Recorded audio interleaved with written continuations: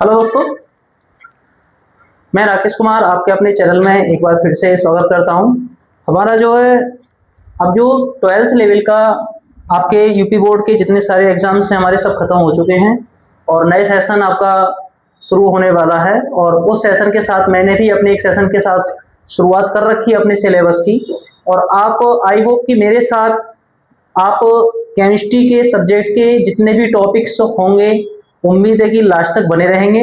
और ये दिलासा मैं देता हूं आपके लिए कि अगर आप मेरे साथ पूरे सिलेबस को केमिस्ट्री के पूरे सिलेबस को अगर मेरे साथ सही ढंग से अगर कवर करोगे तो मैं आपको बहुत अच्छे स्कोर तक लेके जा सकता हूं। मैंने आपको पिछली जितने भी क्लासें दी थी आपको बोर्ड एग्जाम में, जो आपके एग्जाम हो रहे थे, तो उस समय मैंने आपको समझाया था कि उस टाइम जितने भी क्वेश्चंस पेपर में बताए गए थे बच्चों ने उतना अपना रिव्यू दिया है कि हमारे जो क्वेश्चंस पेपर में मिले हैं सर, आपने जो बताया वही मिले हैं, जिस तरीके से आपने समझाया वो तरीका हमने अप्लाई किया। और मेरा मानना यह है कि जिस दिन ये रिजल्ट आएगा उस दिन रिजल्ट में भी आपको बहुत कुछ पॉजिटिव नोट्स देखने को मिलेंगे। आपको कि जितने भी आपकी कॉल्स होंगे मेरे पास सब पॉजिटिव कॉल्स आएंगे कि हमारे पास हमारा 90% रहा, 95% रहा, 98% रहा।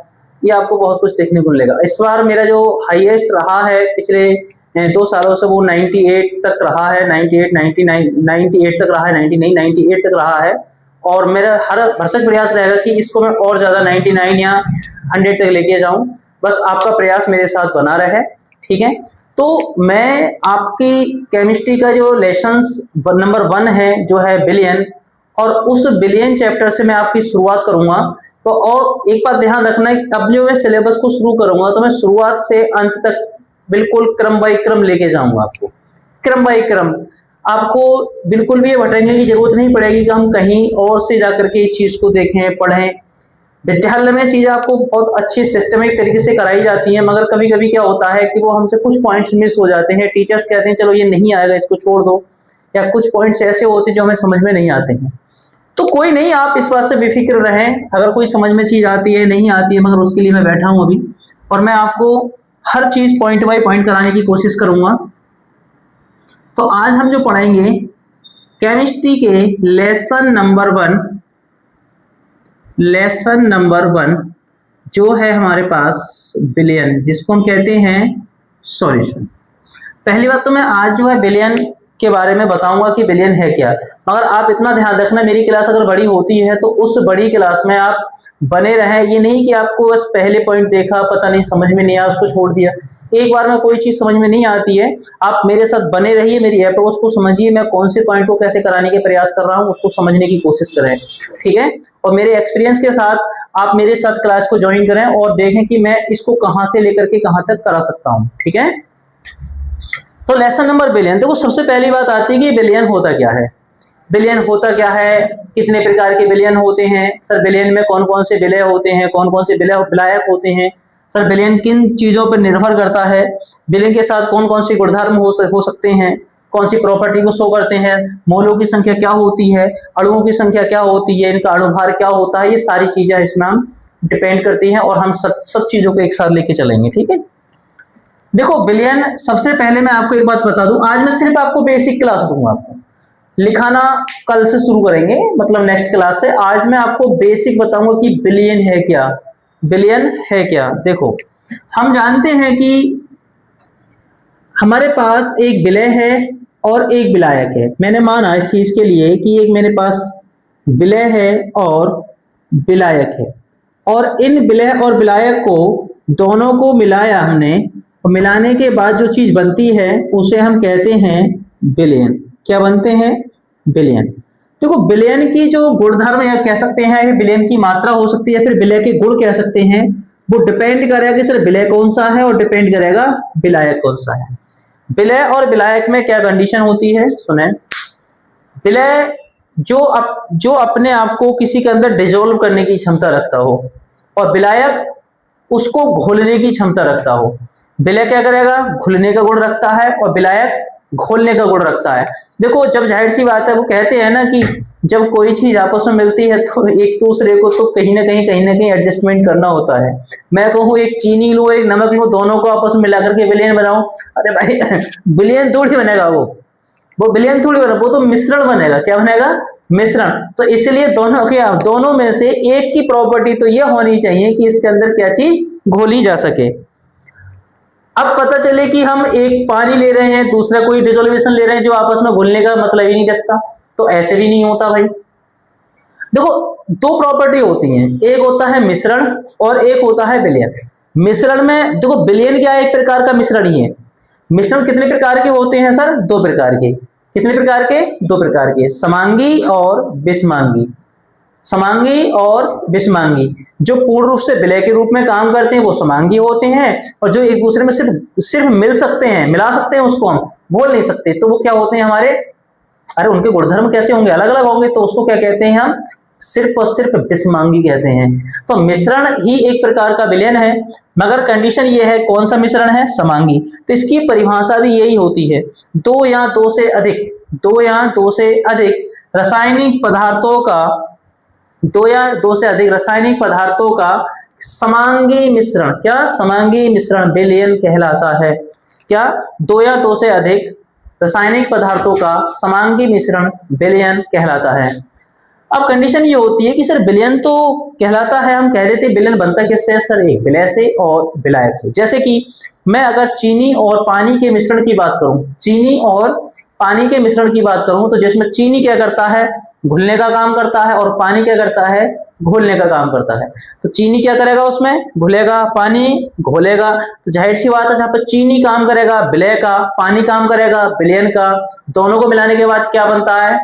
सर शरबत बनता है, मीठा मीठा शरबत। अब जो शरबत बनता है, तो शरबत ही तो हमारा विलयन है। शरबत ही क्या है? विलयन है। अरे भाई एक बात बताइए, लोग जब ड्रिंक करते हैं तो वो भी तो विलयन बनाते हैं सर, एथिल अल्कोहल के साथ साथ पानी को मिश्रित करते हैं और विलयन बना के मजे लेते हैं, मगर ये गलत आदत है, गलत बात है, ठीक है।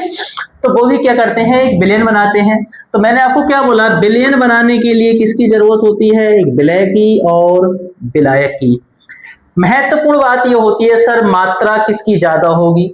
सर विलायक की मात्रा ज्यादा होगी, विलायक की मात्रा कम होगी, मगर उसमें भी डिपेंड करता है। चलो पहले उसको बात करते हैं। देखो मैं आपको एक प्रॉपर्टी बताऊंगा, देखो किताबें कुछ और कहती हैं, किताबें तो कहने, किताब और व्यक्ति टीचर्स तो भैया अपना कहने का काम है, सब कहते हैं, हर किसी का तरीका अलग होता है, शायद मेरा कुछ अलग लगे आपको। जैसे कि भाई मैं तो ये मानता हूं जो छोटा है वो छोटा, जो बड़ा है उसको बड़ा।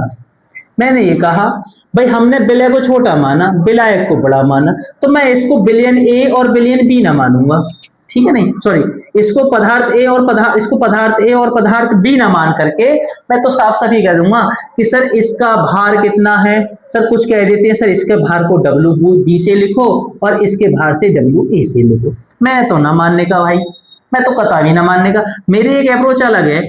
मैं तो ये मानूंगा सर, हम ये मानेंगे विलायक को मानेंगे सर कैपिटल डब्ल्यू, सर बड़े को बड़ा मान लो, इसको स्मॉल हो तो छोटा मान लो, इसको कोई दिक्कत नहीं है। सर इसका अनुभार सर एम होगा, इसका अनुभार सर स्मॉल एम होगा, तो स्मॉल मतलब विलय, कैपिटल मतलब विलायक, कोई दिक्कत किसी को? अरे काय को दिक्कत होगी भाई? पेपर थोड़ी, ये एग्जाम में क्या ना जी ना तुमने छोटे से क्यों लिख दिया, ना जी ना आपने बड़े से क्यों लिख दिया, क्यों लिख दिया? जरूरी थोड़ी है, हमारी मर्जी। अरे हम तो बता देंगे भाई ये विलायक के लिए है और ये विलय के लिए, उन्हें तो आंसर से मतलब है, सवाल से मतलब है, टॉपिक से मतलब है, कॉन्सेप्ट से मतलब है? ये थोड़ी कि छोटा बड़ा क्यों मान लिया तुमने, कोई दिक्कत नहीं, जिसको मानना है मान लियो भाई, इसको ए मान लेना, इसको बी मान लेना। कंडीशन क्या होती है भाई? इसका जो भार और इसका अनुभार, ठीक है, मैंने इसके भार को स्मॉल माना, इसके अनुभार को एम माना, इसके विलायक के भार को डब्ल्यू, इसके अनुभार को आपको एम माना। अरे सर जी क्या करें, इसमें जो मोलों की संख्या होती है वो कैपिटल है, इसमें जो मोलों की संख्या होती है स्मॉल है। एक बात और बताऊं राज की, क्या अगर हम एन जो है वो ग्राम अणुओं की संख्या या फिर मोलों की संख्या, मोल निकालते हैं, मोल कैसे निकालते हैं? मोलों की संख्या, ग्राम अणुओं की संख्या।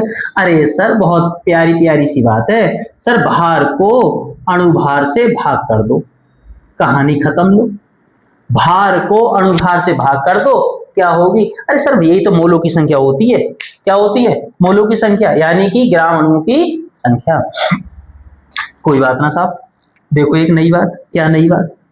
भार को अणुभार से भाग करेंगे सर n प्राप्त हो। लो जी लो सर, ये तो फार्मूला बन गया, क्या बात है। W को m से भाग करेंगे सर, अणुभार बन गया, कोई दिक्कत नहीं सर। परेशानी किसी को, चुटकी का मामला है। सर एक बात मुझे बताओ, हाँ एक बात तो मैं समझ में आ गई सर, भार को अणुभार से भाग करते हैं तो मोलों की संख्या प्राप्त होती है। किसकी संख्या प्राप्त होती है? मोलों की संख्या प्राप्त होती है। मगर एक चीज और बता दो मुझे, क्या बता दो, बताओगे? सर विलय के मोल हमने स्मॉल मान लिया, विलायक का मोल हमने कैपिटल एन मान लिया, तो बिलियन में मोलों की संख्या कितनी होगी? अरे सर क्या बात कर दी, बिलियन में मोलों की संख्या जो होगी वो n+n होगी। अब यहीं पे एक बात और बता दूं, देखो 3 परिभाषा हो गई, ठीक है। विलय भी बता दिया, विलायक भी बता दिया, विलयन भी बता दिया, भार बता दिया, अणुभार बता दिया दोनों का, मोलों की संख्या बता दी दोनों की। अब एक बात और बता दूं यहीं पे, मैं बता दूं, देखो अच्छा एक बात मुझे बताओ, अगर मैं इस बिलियन में उपस्थित मोलों की संख्या से विलायक की मोलों की संख्या का अनुपात और विलय की मोलों की संख्या के साथ अनुपात निकालूं, कैसे? सर n/n+n, बहुत बढ़िया साहब, कैपिटल n/n+n, कैपिटल N का मतलब विलायक, स्मॉल का मतलब विलय। देख लो, अगर यहाँ पर स्मॉल रखा तो सर विलय के लिए है, कैपिटल रखा तो विलायक के लिए। अनुपात किससे निकाला? सर बिलियन से निकाला है।